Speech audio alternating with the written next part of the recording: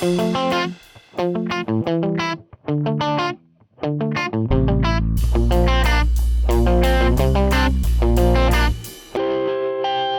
maison d'accueil spécialisée Thiaven est un établissement médico-social qui a débuté son activité le 5 mai 2008 sur le site de Carpath avant d'intégrer ses nouveaux locaux à Rospordin le 2 juin 2009.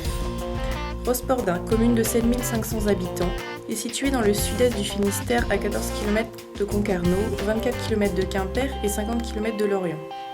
La MAS Thiaven est un établissement spécialisé dans la prise en charge médico-sociale de 30 personnes adultes cérébro-lésées. Elles sont victimes d'un traumatisme crânien grave, de lésions cérébrales d'origine vasculaire, infectieuse, tumorale, anoxique ou de maladies dégénératives, type sclérose en plaques et maladie d'Huntington. Ces personnes souffrent d'incapacités d'ordre moteur, cognitif et ou comportemental, entraînant une forte dépendance pour les actes de la vie quotidienne et nécessitant donc des soins spécifiques. En 2015, la moyenne d'âge des résidents est de 48 ans et la pyramide des âges s'étale de 23 à 68 ans. Ils ont exercé des activités professionnelles diverses, chauffeurs routiers, inspecteurs DAS, assistantes sociales, agriculteurs, professeurs de musique, boulangers, commercial, etc. Le traumatisme de l'intégration est réel et l'équipe professionnelle accompagne le résident et sa famille dans l'acceptation de la situation. La majorité d'entre eux ont subi pendant de longs mois des soins puis de la rééducation dans différents services. Ils sont dans l'espoir de retrouver leur vie antérieure. Arrivés à la maison d'accueil spécialisée Thiaven, ils se rendent compte qu'ils ne sont plus dans une phase active de rééducation, mais dans l'installation d'une autre vie. Faire le deuil de leur vie familiale antérieure nécessite un accompagnement adapté et spécifique pour le résident et sa famille. Cet accompagnement réclame beaucoup de temps et de disponibilité pour l'ensemble des professionnels.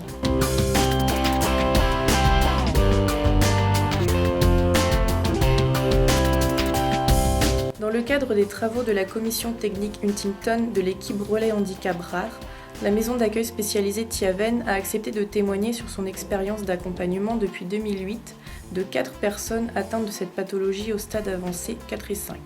Au préalable, qu'est-ce que la maladie d'Huntington ? Dénommée également chorée d'Huntington, c'est une affection neurodégénérative génétique et héréditaire conduisant à la destruction des neurones de certaines régions cérébrales.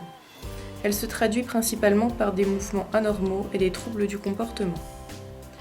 La maladie a été décrite en 1872 par le docteur George Huntington, mais le gène responsable n'a été découvert qu'en 1993. La maladie atteint environ une personne sur 10 000 en France, ce qui représente 6 000 malades et 12 000 porteurs du gène provisoirement indemnes des signes cliniques.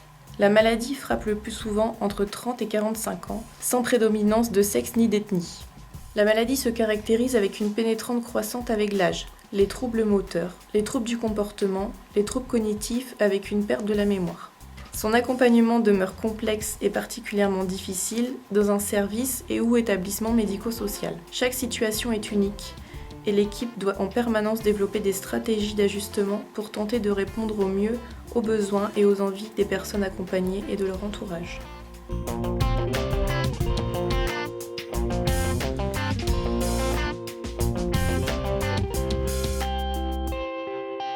Je suis Brigitte Defloc, directrice de la maison d'accueil spécialisée Thiaven à Rospordin. Accueillir une personne atteinte de la maladie d'Huntington réclame un temps d'accueil et de rencontre en amont de l'admission très important. Les personnes orientées maison d'accueil spécialisée se situent dans un stade avancé, stade 5 en général. Elles viennent directement de leur domicile, bien souvent, et la séparation familiale est douloureuse de part et d'autre. Sur les 4 situations concernées par la maladie d'Huntington, 2 d'entre elles avaient bénéficié de séjours à l'accueil temporaire de Quai Rodet à Plomelin. Ces 2 admissions ont été facilitées par le travail collaboratif des professionnels des 2 établissements. Les familles sont une aide précieuse également pour la connaissance de la personne. Le premier travail de Thiaven est donc l'accompagnement dans une vie institutionnelle définitive. Le nouveau résident vit souvent cette séparation comme un abandon.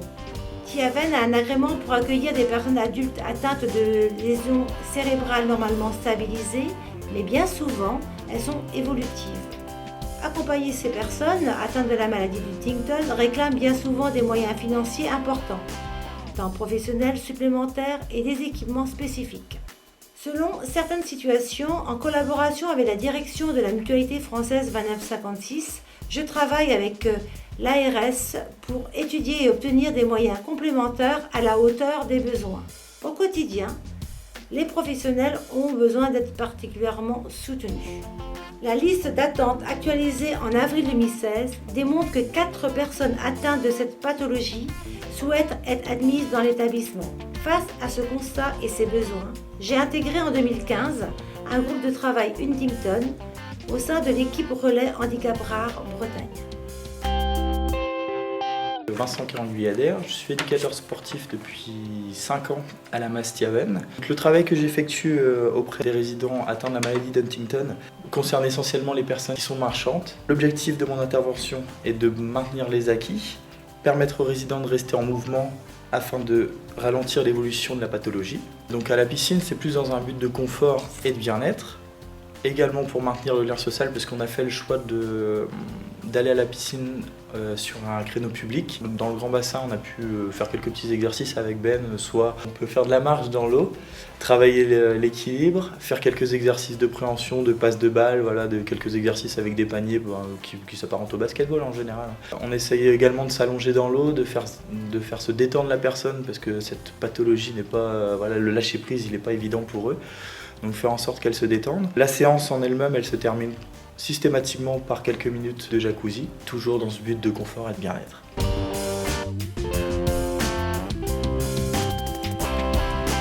Je suis Christine Conan, assistante administrative, et je travaille en binôme avec Mariva.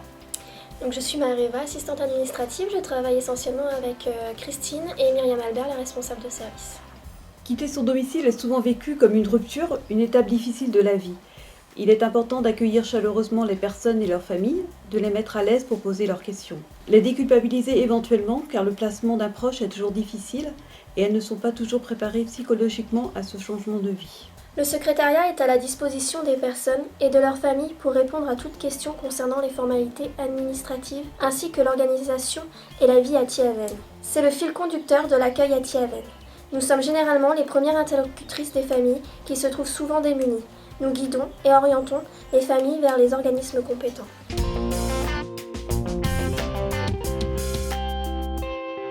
Alors, je suis Valérie Favry, l'orthophoniste depuis 1 an à la Masse de Rospordin. Et je travaille en particulier avec les résidents atteints de la maladie de Huntington. Donc, j'ai des patients à l'extérieur de l'établissement et j'ai également des résidents ici à Thiaven. Cette maladie est une maladie qui entraîne très vite des difficultés de communication et des difficultés d'alimentation. Le rôle de l'orthophoniste est primordial dès le diagnostic de la maladie. Alors malheureusement, on se rend compte qu'on est souvent appelé quand les difficultés sont déjà installées. Alors qu'on sait que la prévention est vraiment quelque chose de primordial. Certains neurologues qui sont spécialistes de la maladie le savent et nous envoient les patients très rapidement, ce qui permet dans ces cas-là d'avoir un ralentissement d'apparition des difficultés. On sait très bien qu'elles arriveront tôt ou tard, mais des choses peuvent se mettre en place. Et comme c'est une maladie où il y a aussi une part psychiatrique, le fait de connaître le résident avant que ces troubles soient installés permet aussi une meilleure relation à la personne et donc de pouvoir continuer le travail même après l'installation de difficultés plus psychiatriques. La maladie se caractérise par tremblement, des mouvements involontaires. On constate des difficultés au niveau de la parole. Donc en orthophonie, on travaille surtout la communication dans tous les sens du terme, c'est-à-dire qu'on va essayer de maintenir au maximum la parole, mais comme on sait qu'à un moment donné, elle ne sera plus intelligible, on va aussi essayer de mettre en place une communication alternative, donc par image, par code de communication, par synthèse vocale. C'est pas toujours accepté par la personne, mais plus on les voit tôt, plus on peut travailler à cette mise en place, et plus c'est facile par la suite de se servir de ces moyens alternatifs. La photo, on voit une dame.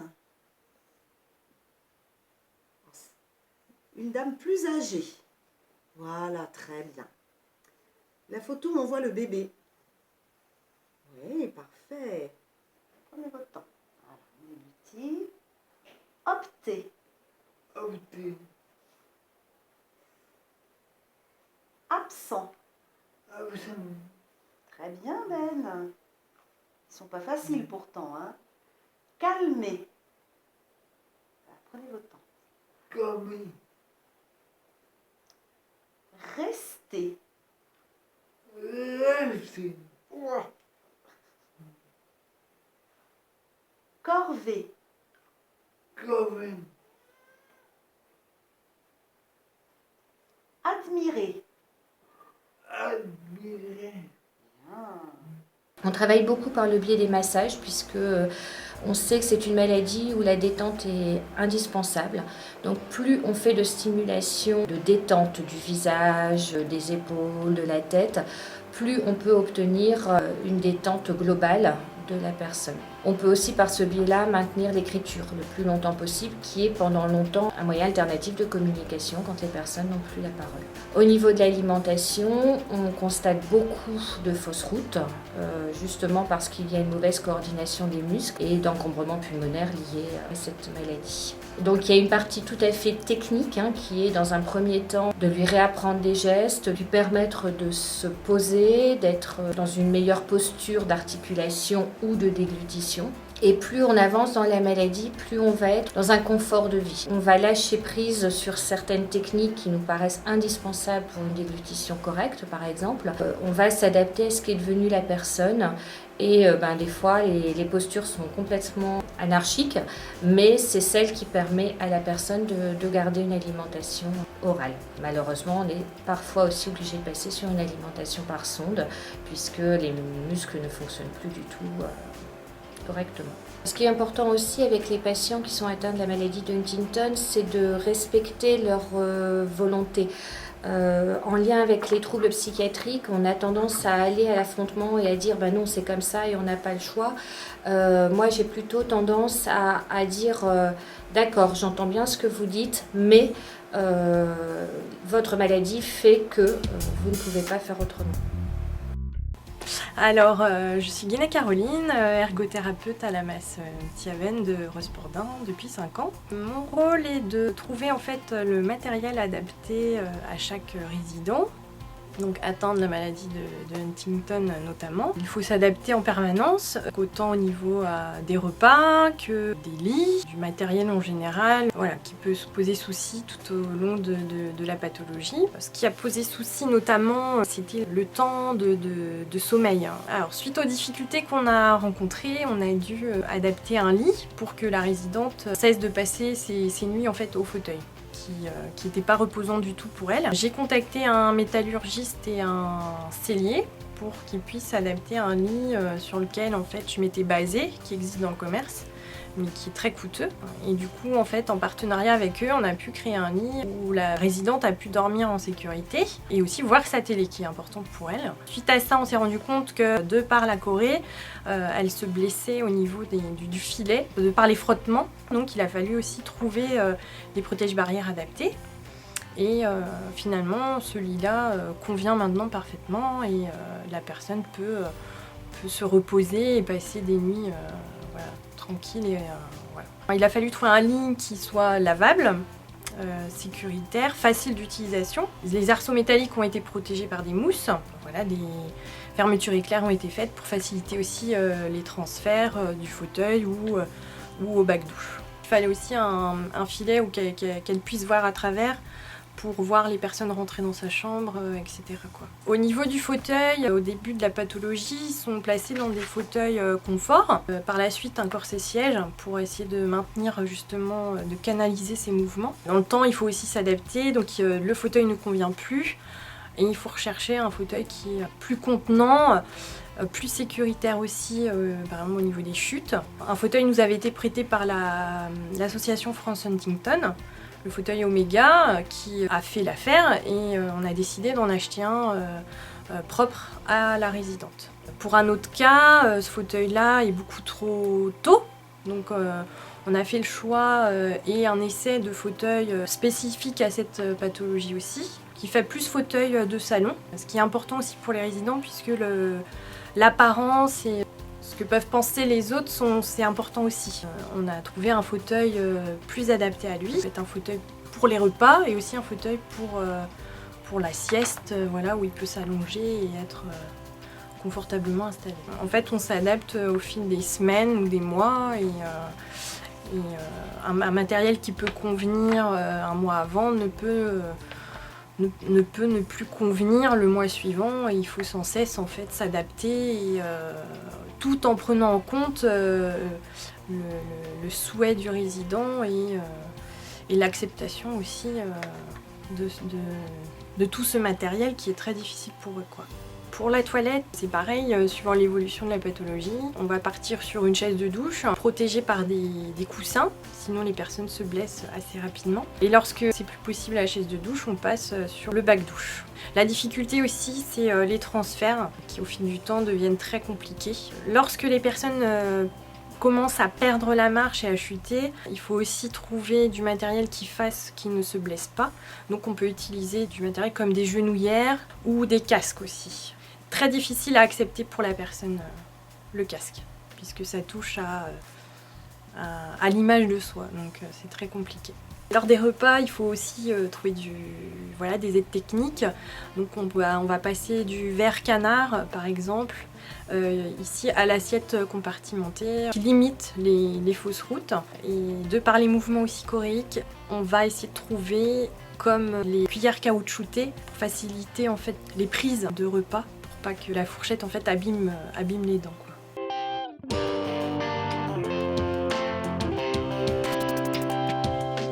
Je suis Mylène Le Breton, je suis psychologue clinicienne et j'interviens au sein de la messe de Thiaven à 40%, principalement on va dire dans l'accompagnement des équipes, le soutien aux équipes, notamment sur l'accompagnement des malades de Huntington.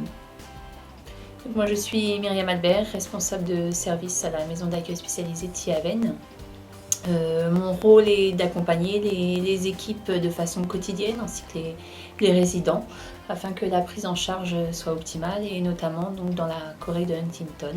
Nous effectuons avec Mylène un travail en binôme sur tout ce qui est accompagnement des équipes et nous essayons de répondre aux attentes des équipes et aux difficultés auxquelles ils sont confrontés de façon quotidienne et notamment le lundi après-midi lors d'une réunion que nous avons nommée Réunion 3C. Les soignants nous font part de leurs difficultés lors de prise en charge. On travaille en équipe avec tous les avis qui sont émis par les soignants. On essaye de mettre en cohésion en fait les moyens les plus adaptés lors de la prise en charge et d'essayer de répondre aux attentes. Et c'est aussi un lieu d'écoute où ils peuvent aussi déposer les difficultés qu'ils rencontrent dans leur quotidien. Oui, on sait par exemple dans la maladie de Huntington qu'il y a un déni parfois de la réalité de ce que le malade va vivre au quotidien.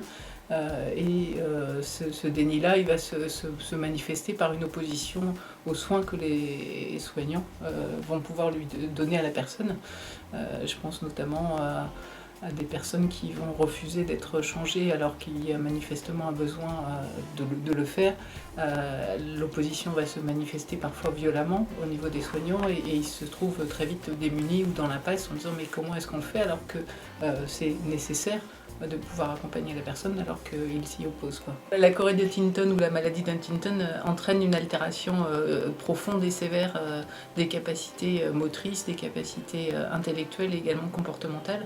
Au niveau comportemental, on observe quand même très souvent cette agressivité physique, ces troubles de l'humeur aussi, avec des accès de repli sur soi ou des accès de colère. On va également avoir ce déni de la réalité, ce refus de parler de la maladie également, et qui va engendrer ce refus de soins ou cette opposition aux soins que les soignants peuvent apporter. Pour nous, il est vraiment essentiel d'individualiser les soins, et pour ça, on va avoir besoin de connaître la vie du résident avant les manifestations de la maladie.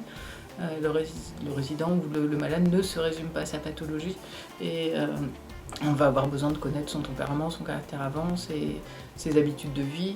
D'où un travail en partenariat avec les familles qui nous font connaître leurs antécédents, leurs souhaits, leurs envies, leurs goûts. Donc c'est important aussi pour nous de recueillir ces éléments-là et de pouvoir s'appuyer aussi sur ce qui va nous être transmis dans l'accompagnement au quotidien et dans l'accompagnement également vers l'extérieur de la personne qu'on accueille. Du coup, il est important pour nous, pour toute admission d'un résident qui est atteint de la Corée de Huntington, de l'avoir rencontré en fait au préalable à son domicile et de voir évoluer dans son environnement familial et de pouvoir après avoir le maximum d'informations. en sachant que du coup, des fois, il y a, entre l'entrée dans notre établissement et la visite au domicile, la maladie a pu évoluer, et donc à nous de nous adapter aussi à ces changements. Donc il y a tous ces éléments-là. Tout à l'heure on parlait du refus aussi d'être accompagné. L'équipe a besoin d'être entendue par rapport à tout ça et guidée, je dirais, dans la pratique au quotidien. Donc ça va être des choses où face à une expression d'opposition, c'est de pouvoir laisser redescendre la pression, parler d'autre chose, s'appuyer justement sur ce qu'on connaît peut-être des centres d'intérêt de la personne qu'on a accueillie pour pouvoir décentrer sur un temps et revenir après sur le soin qu'on va proposer.